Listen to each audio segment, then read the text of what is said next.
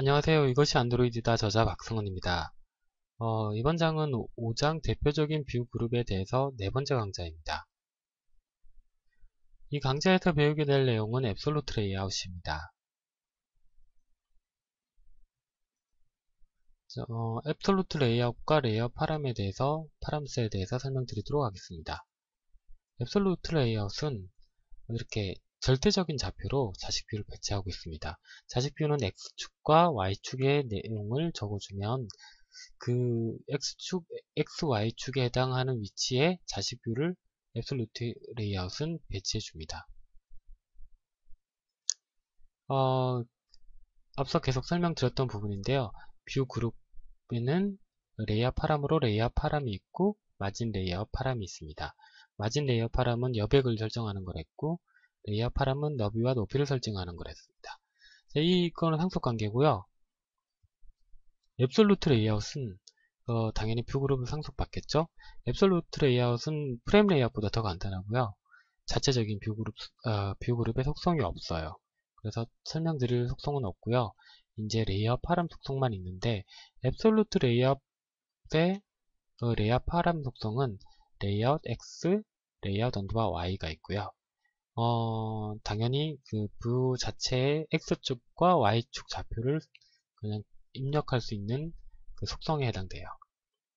자, 그런데 그 다른 레이아웃들은 전부 다 레이아웃 파람들이 마진 레이아웃 파람스를 상속받았어요. 근데 하지만 이 앱솔루트 레이아웃의 레이아웃 파람은 마진을 상속을 받지 않고 바로 레이아웃 파람스를 상속받고 있어요. 즉 마진을 설정할 수가 없다는 말이에요.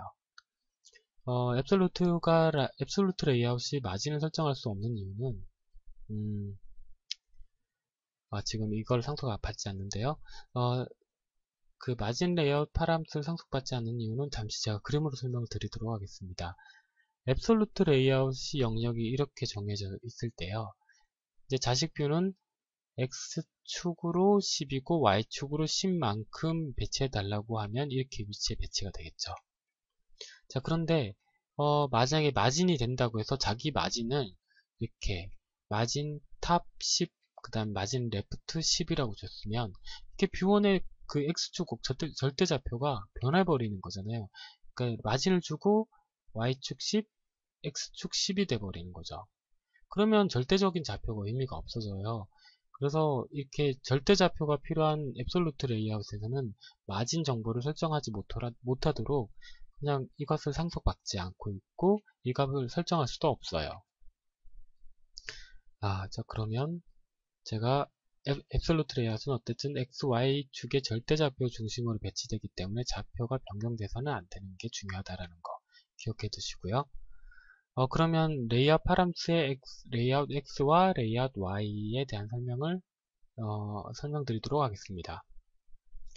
자, 앱솔루트 레이아웃이라고 이렇게 그 XML을 정리해 두고요.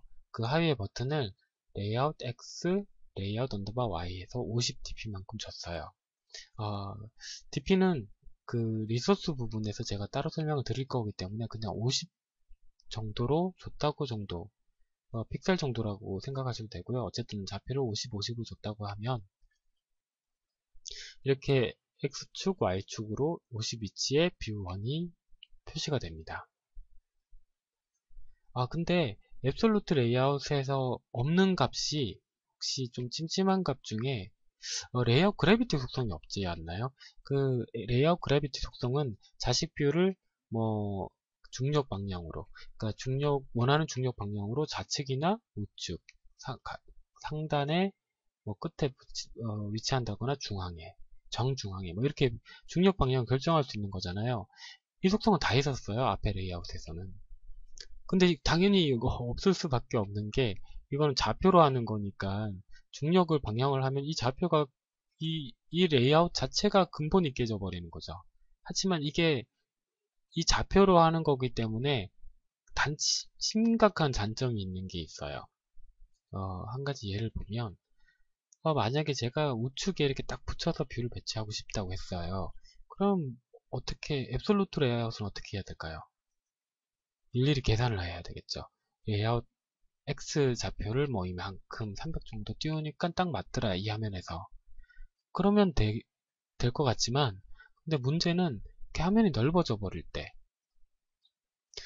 레이아웃 X가 300이라고 어떻게 힘들게 계산해서 해놨지만 이게 넓어지니까 절대좌표다 보니 화면이 넓은 화면에서는 중간 하나 위치에 300 위치에 이렇게 자리 잡고 있을 거예요. 어쨌든 이게 그 우측에 정확하게 배치되게 하기가 너무 힘든 레이아웃인 거죠. 그 말은 또 유연하지가 않다는 의미이기도 해요. 따라서 이 앱솔루트 레이아웃은 웬만하면 사용해서는 안 됩니다. 안드로이드에서도 앱솔루트 레이아웃의 문제점을 인지하고 API 레벨 3부터 디플리케이티드 했어요. 그러니까 비곤장한다라는 것이죠. 그러니까 웬만하면 사용하지 말라는 말인데요. 근데 제가 저도 피처폰 시절부터 그 단말기를 개발하고 거기에 들어가는 플랫폼이나 앱을 개발했었던 업무를 맡았었거든요. 근데 피처폰 시절에는 전부 다 앱솔루트 레이아웃, 그러니까 이런 방식을 썼어요. X, Y 좌표의 절대적인 좌표를 썼어요. 그래서 화면을 맨날 앱을 구현할 때 한번 구현했는데 화면 LCD 사이즈가 틀려지는 피처폰이 나왔다. 그러면 전부 다 바꿨어요. 또 X, Y 좌표를 변경하고 앱을 새로 만드는 거죠. 너무나 비합리적이고 유연하지 못한 구조였거든요. 근데 이렇게 안드로이드 스마트폰 같은 그런 폰들이 오면서 플랫폼도 좋아지고, 뭐 안드로이드 플랫폼은 굉장히 좋긴 하지만 뭐 다른 여러 가지 플랫폼들도 다 이런 식으로 앱솔루트 레이아웃은 기본적으로 지원하지 않고 리니어 레이아웃이나 뭐 이런 렐러티브 레이아웃과 비슷한 개념의 다른 레이아웃들이 생기는 거죠. 자신들만의. 그래서 좀 발전된 개념의 이렇게 화면을 구성하는 그 구조에서는 앱솔루트 레이아웃은 쓰질 않아요. 예. 그렇다면 이제 사실은 제가 앱솔루트 레이아웃을 설명하려고 이렇게 네 번째 강좌를 드리는 이유는 절대로 쓰지 말라고 알려드리기 위해서 진행하게 되었습니다. 그러면 5장 대표적인 뷰 그룹에 대해서 네 번째 강좌를 마치도록 하겠습니다. 다음 강좌는 테이블 레이아웃에 대해서 설명드리도록 하겠습니다. 감사합니다.